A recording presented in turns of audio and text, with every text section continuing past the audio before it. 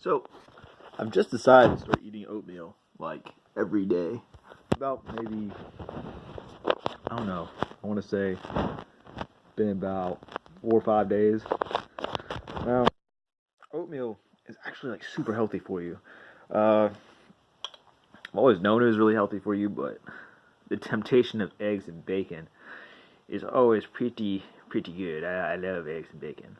But, so some of the benefits of, like, oatmeal, I've realized. I'm gonna put this to the side. I gotta let it cool before I eat it. But one of the benefits of oatmeal is that it lowers blood pressure. So there's multiple benefits. So it lowers blood pressure. It increases testosterone. It helps with fiber. And I think the fiber has a lot to do with the fact that it lowers your blood pressure. It also gives you calcium, potassium, multitude of other benefits. And also, it tastes pretty good if you have the stuff in it. This is sweetened, so it's got sugar in it. It's out of the package, so. But it's still pretty good. Eventually, I'll probably make my own. But, you know, instant oatmeal, it's instant, and it's already there. It's pretty simple to eat and use. Now, I wouldn't microwave it. I microwave the water, and then I just add the oatmeal in. Because a lot of times I microwave my food, but really, microwaving your food is not good for your food. It kind of destroys a lot of the nutrients inside the food just because of the radiation.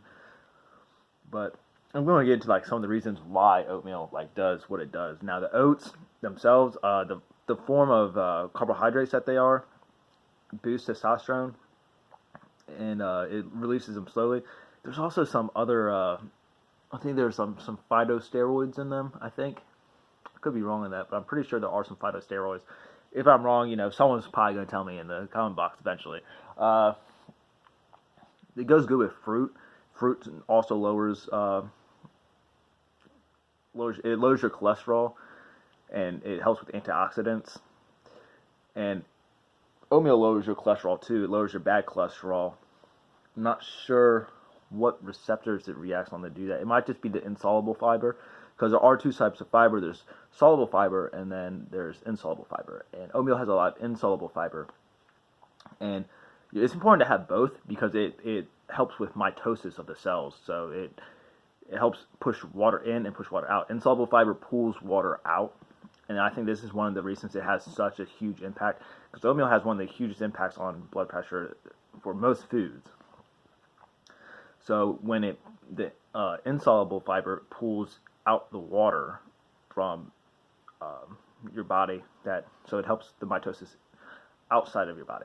And one of the big problems with blood pressure is, if you have high blood pressure, why salt is so bad is the salt brings in the water, and it's the extra pressure from having all that salt in your body, and it pushes on your heart.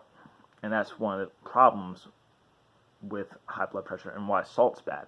So this has an opposite effect of drawing water out. So it kind of counteracts that effect.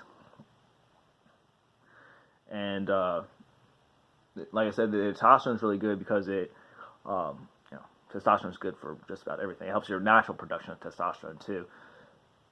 Especially, for men. Men need the testosterone. It helps build muscle and stuff like that. I do notice though, when I eat oatmeal like regularly, I'm actually hungrier.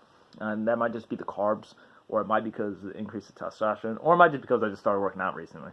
I'm not 100%, but I do notice when I eat a carb heavy dinner most of the time, I always am pretty hungry in the morning too. So I don't know, but like I said, I'm trying to get healthier, and this is one of the things that I could do. I'll probably still eat eggs every now and then if I'm like really hungry in the morning, and I'll probably just eat it with oatmeal or grits or something like that. I'm gonna try to keep on eating oatmeal though, because I have a lot of it right now stocked up. So, but I thought it was kind of interesting to explain that, and also it's really good if you have like osteoporosis because of the calcium and the potassium. And a lot of people are kind of low on potassium in America. We don't get enough potassium, and we get enough calcium. A lot of times we don't get enough potassium. It really depends, but I know a lot of people don't. And potassium helps relax your blood vessels, so it helps dilation. and the dilation helps keep you from having high blood pressure.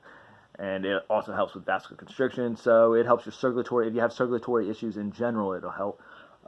Really important if you're a smoker, or if you use nicotine in general. The nicotinic chemicals in cigarettes, and when they interact with the receptors, they go through potassium, and I think they stop you from absorbing potassium as much as well. So if you are a smoker, you have to have more potassium to keep your blood vessels more dilated, and that's actually like part of the reason the vascular constriction is so high with nicotine. But I thought it'd be an interesting thing to talk about today.